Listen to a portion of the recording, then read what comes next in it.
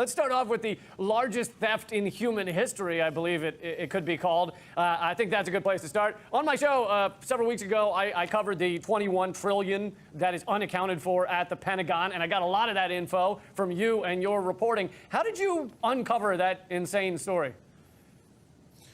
Well, I've been covering military spending for a very long time now, really since the Bank of Credit and Commerce International in the 90s. And it's just military spending has been lacking accountability for decades. And weapons contractors, and they have known this for the longest time, that there's really no oversight over military spending. So they pretty much do whatever they want.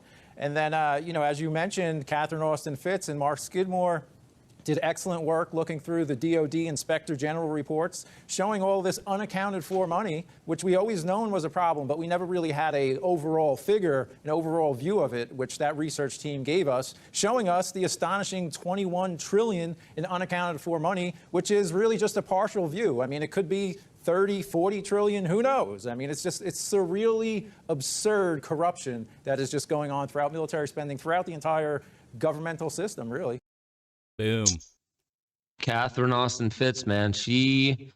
I'm so glad we're going to be dedicating an episode to really diving into what she's uncovered here. I've been on to Catherine Austin Fitts for quite some time.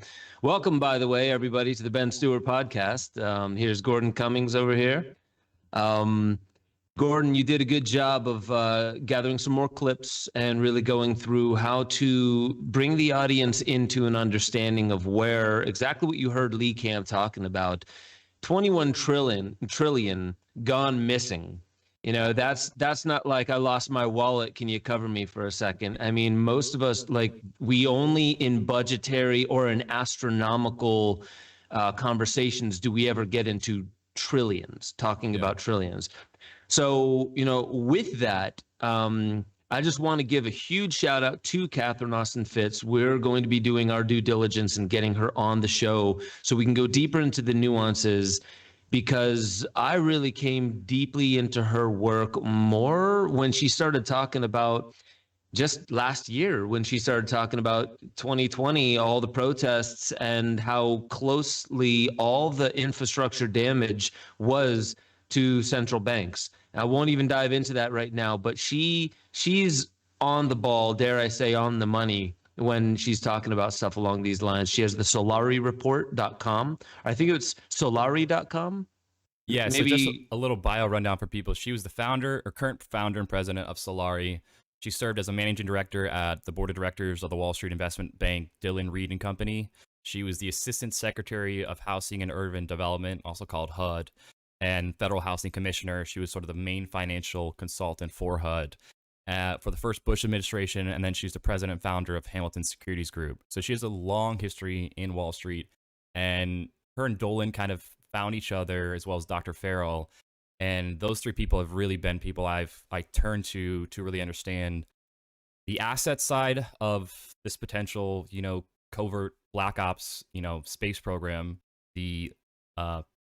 So Dolan is really great on assets.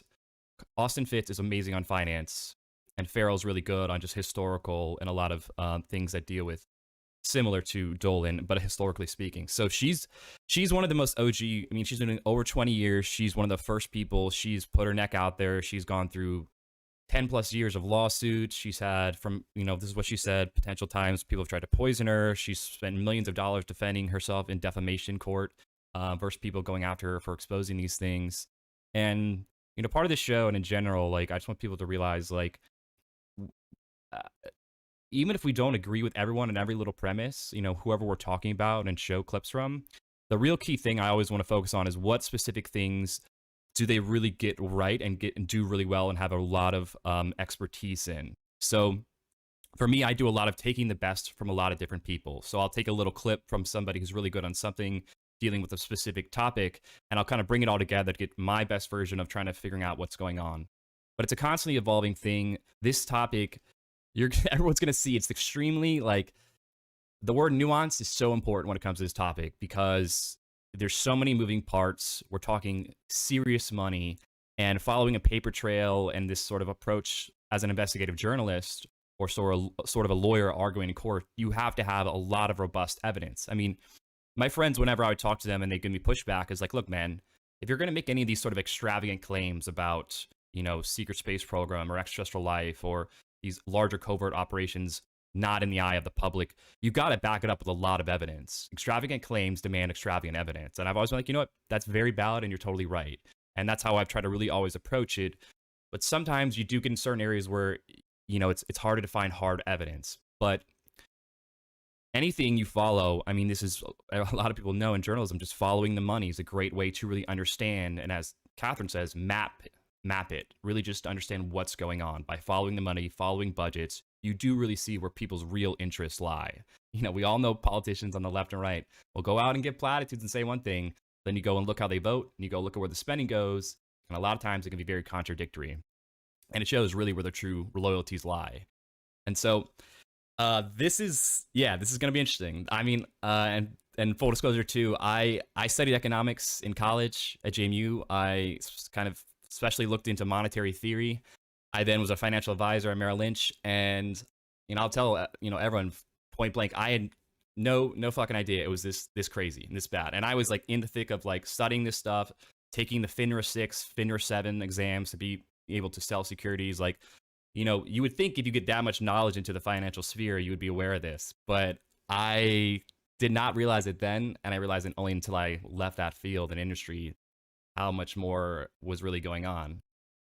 You have to be looking for it. I have ex-Wall Street friends. I have people who've done like extremely well in business where once they start diving down this rabbit hole, those are really good people to wake up because they understand certain nuances.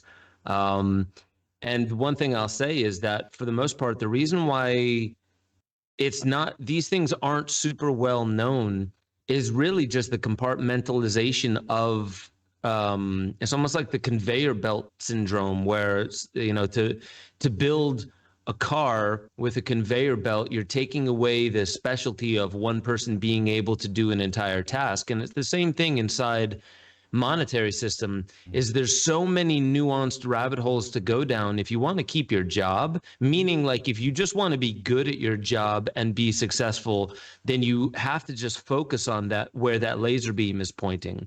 And going too deeply into it, unless you're a professor or unless you're writing books and trying to expose something, then you live in a very well-contained, balanced universe. And stepping outside that has all these emotional implications, like, well, who am I going to start offending? Would I have people who I am beholden to that are going to start, even quietly, just like, well, let's just push him off the project and push him out of the company. And all the unknowns and the unconscious things, this is why people who are seriously steeped, even in politics, don't know what other people in politics know. Yeah. So I just wanted to say it that way. And I'm glad that we do have your expertise in there, but I'm also glad that people with expertise are able to step out and say, like, but I want to know more. I want to know how this makes more sense. And so I'm super excited about today's show. I know we have a lot to show the audience, and I don't want to spend too much going off into the ideological or how we understand like why we should look at this. If you're watching this show, you probably already know why you're watching this show. Yeah. So yeah, man, we'll talk a lot. We'll try and get to the comments on YouTube towards the end. I love these things. I love how intricate this conversation has gotten. So let's just dive in, Gordo. Let's just start hopping in and start developing the narrative and the story, at least what the narrative of the money and how it wants to speak. Definitely. So the way we're going to kind of paint this picture and create this puzzle is we're going to be looking at majority Catherine Austin Fitts videos and things where she's been interviewed and gave really important nuggets to understanding this phenomenon. And it really is a phenomenon. The more you really start to understand this, it will blow your mind. So we're going to finish this Lee Camp clip because the gentleman, DeGraw, journalist he had on, has done amazing work on this. And then we're going to look at a black budget presentation often Catherine Fitts put together, some key points from that, and some few key points she did with Richard Dolan. And all of this, if we don't cover it, it is in the description for you guys to go through and watch the full interviews of this. as well as we've posted the Awaken Space playlist and an awareness playlist where, to me, I'm associated with Awaken Media. It's a co-creative collective of people we started a while ago, but I curated these playlists for this, exactly like this stuff. If people want to dive more into it, the awareness playlist really dives into the nuance of finance, the monetary system, and we'll probably have a whole nother series just on money and get into that at some point.